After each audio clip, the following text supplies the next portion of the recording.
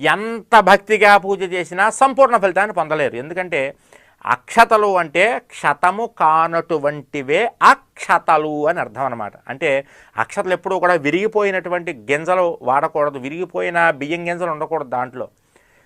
అదేవిధంగా చాలామంది చేస్తారు కాస్త పసుపు కాస్త నీళ్లతో కలిపేస్తారు. అక్షతల్ని ఎప్పుడూ నీళ్లతో కలపకండి. నీళ్లతో కలిపినటువంటి అక్షతలు పసుపు నీళ్లు కలిపారంటే పూజకు పనికిరావు. ఖచ్చితంగా అక్షతల్ని మీరు ఏం చేయాలి అంటే బియ్యంలో కాస్త పసుపు వేసి నువ్వుల నూనె కానీ ఆవు నెయ్యి కానీ వేసి కలపాలి. నూనెతోనే మనం అక్షతలు కలుపుకోవాలి, నెయ్యితోనే కలపాలి తప్ప నీళ్లతో కలిపినటువంటి అక్షతలు పూజకు పనికిరావు. అందుకని అక్షతలను శుభ్రంగా నువ్వుల నూనెతో కానీ ఆవు నెయ్యితో కానీ కలిపి పెట్టుకుని పక్కన పెట్టుకోవాలి. అక్షతలు ఎప్పుడూ కూడా ఒకదానికొకటి అంటుకుని ఉండకూడదు, ముద్ద ముద్దలుగా ఉండకూడదు, పొడి పొడిగా ఉండాలి. ఏ గింజకి ఆ గింజ వచ్చేలా ఉండాలి.